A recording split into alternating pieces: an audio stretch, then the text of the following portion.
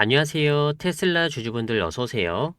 여러분들 최근에 테슬라가 가격 조정이 생각보다 좀 길게 나오고 있습니다. 그러다 보니까 우리 주주분들이 지금 가격이 이제 추세가 좀 전환된 시점이 아닐까 이렇게 생각하시는 분들이 굉장히 많습니다.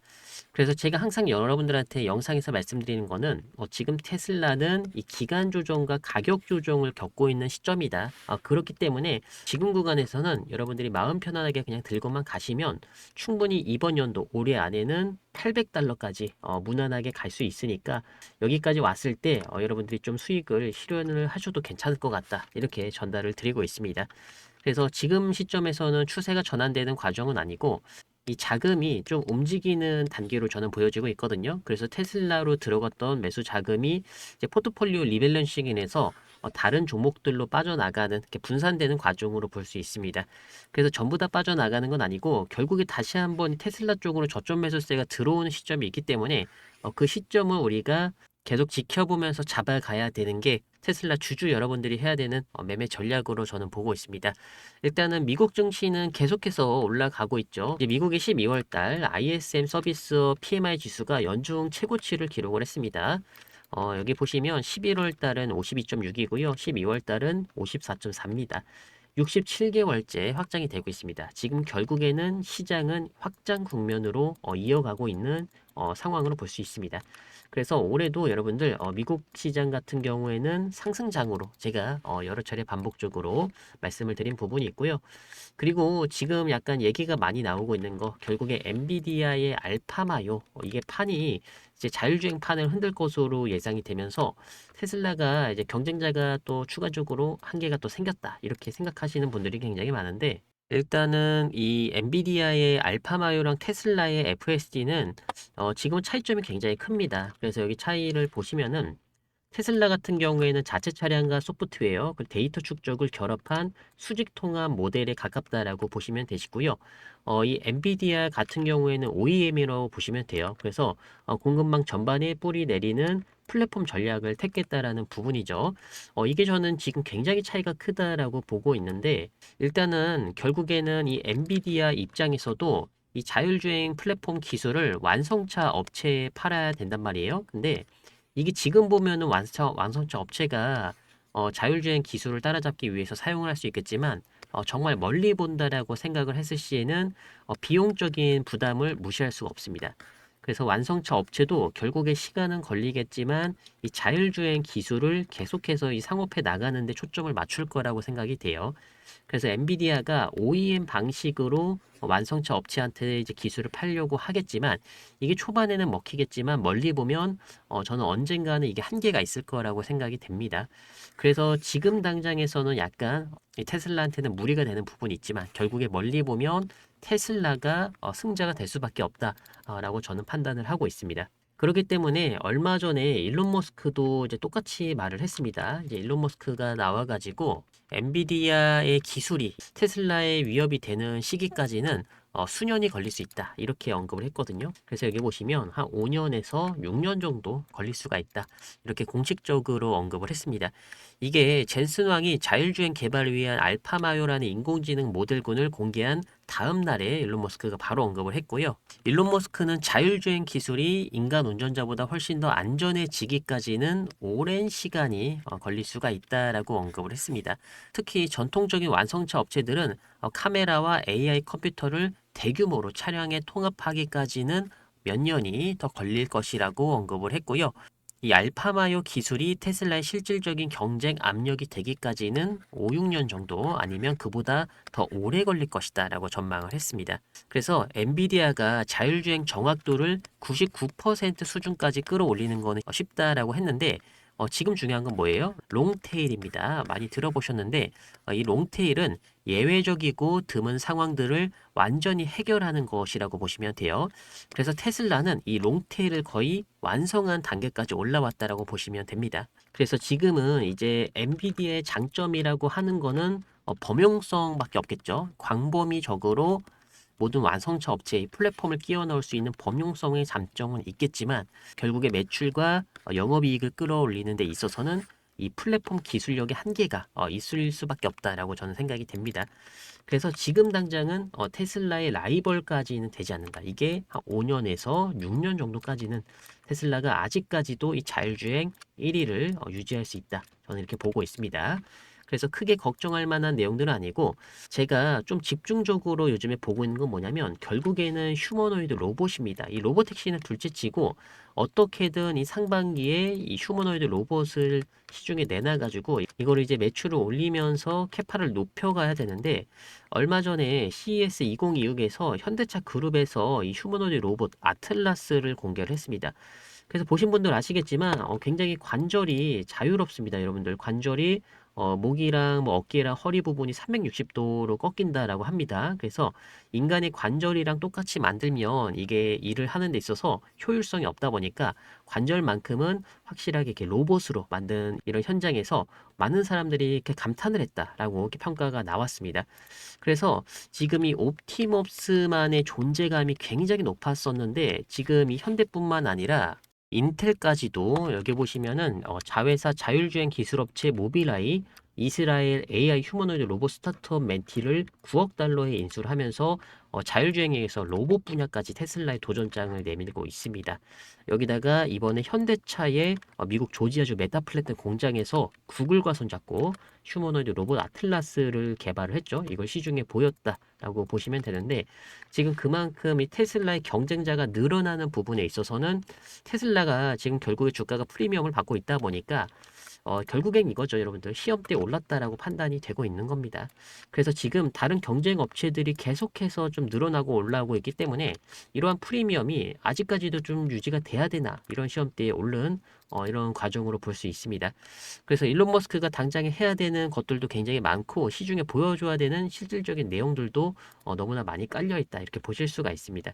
현대 자동차 같은 경우에는 이 로봇을 이제 구독이나 판매를 통해서 수익을 얻는다라고 보시면 되시고 옵티머스 같은 경우에도 이런 동일한 전략으로 진행될 가능성이 매우 높습니다. 그래서 지금 일론 머스크가 새로 생각하고 있는 건 뭐냐면 아예 이 자동차, 이 전기차는 이제 수직 계열화를 성공을 했으니까 그러면 이거 옵티머스 로봇까지 수직 계열화를 할 수 있지 않을까 이렇게 생각을 하고 있는 겁니다.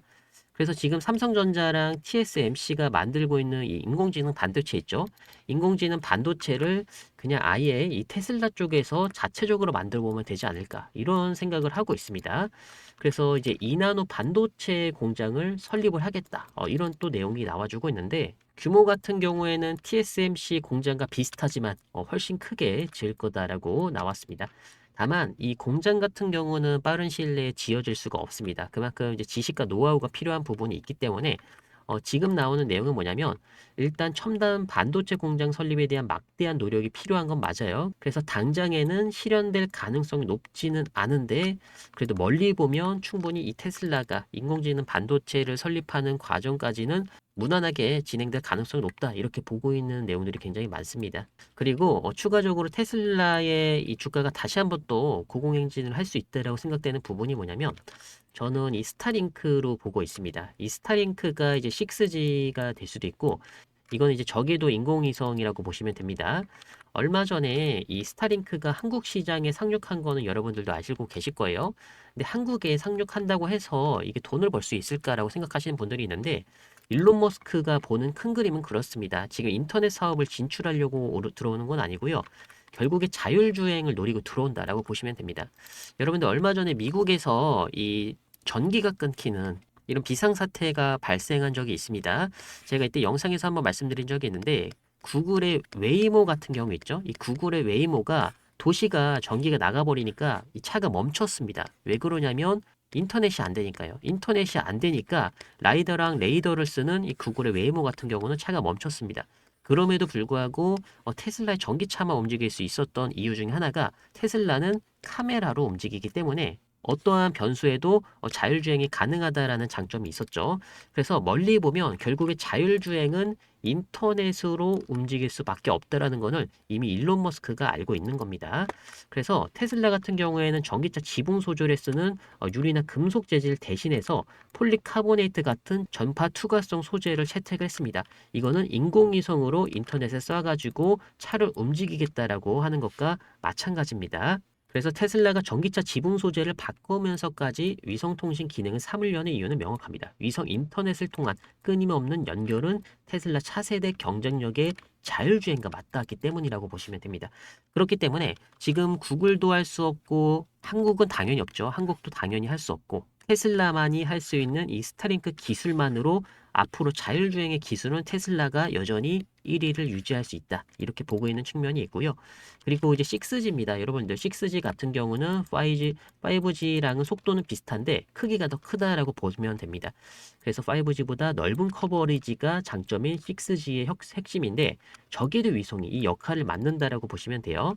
근데 우리나라 같은 경우에는 이 저궤도 위성이 단 한 개도 존재하지 않습니다. 이거는 국가적인 측면이나 민간 기업에서도 단 한 개도 우리나라는 보유를 하고 있잖아요. 다만 저궤도 인공위성을 우리나라가 한번 시험을 해보겠다라고 생각한 시점이 2030년도입니다. 그래서 우리나라는 아예 그냥 기술력이 없다라고 보시면 돼요. 앞으로 5년 동안은 저궤도 인공위성을 발사할 만한 기술력이 갖춰져 있지 않다. 반면 이 스페이스X, 이 테슬라 기업 같은 경우에 어때요? 이미 9,000개의 저궤도 위성을 이미 쏘아 올린 상태입니다. 그래서 앞으로 대한민국은 좀 걱정되는 게 뭐냐면 이제 기술 종속이 될 수밖에 없다라고 보시면 돼요. 테슬라 밑에서 저궤도 인공위성을 사용할 수밖에 없다. 이런 상황이 온다라는 거죠. 앞으로 미래 모빌리티는요, 가장 중요한 건 뭐냐면 끊김없는 초고속 통신망이 필수적으로 쓰여지고 있습니다. 지금 당장은 이렇게까지는 필요는 없겠지만 이제 미래 모빌리티가 자리를 잡아가는 과정에서는 초고속 통신망이 옵션이 아니라 필수가 될 수밖에 없기 때문에 여기서 이 테슬라의 기술 격차, 이 기술력이 부각되는 시점이 다시 한 번 더 올 수밖에 없다. 그렇기 때문에 일론 머스크가 사업성이 안 되는데도 불구하고 베네수엘라 쪽도 무료로 스페이스 X의 기술을 한 달 정도 공개를 하겠다 이렇게 발표를 했죠. 그리고 대한민국에도 스타링크가 진출한 이유에 있어서는 결국에 이 일론 머스크가 지금 우주를 정복해 나가고 있다. 그리고 나중에는 우리가 이런 기술력에 종속이 될 수밖에 없다라는 부분으로 봤을 때는 역시나 테슬라의 기업 가치가 성장할 수밖에 없는 부분을 여러분들이 확인하실 수가 있습니다. 그렇기 때문에 테슬라의 주가는 저는 계속해서 우상향을 유지할 거다라고 판단을 하고 있고요. 지금 나오는 조정 또한 추가적인 상승을 만들어내기 위한 도약 단계로 보고 있습니다. 그래서 이렇게 눌림이 나왔을 때 여러분들이 기회를 잘 잡아가야 된다. 이렇게 여러 차례 말씀을 드린 거고요. 그 기회가 언제 올지는 모릅니다, 여러분들. 빠르면은 이번 연도 초반에도 올 수가 있고요. 좀 늦게 오면 이번 연도 중순에서 말 정도에도 올 수가 있겠죠. 다만 그 시기를 맞추려고 하지 말고 이러한 흐름을 잘 타는 게 중요한 걸로 저는 판단을 하고 있습니다.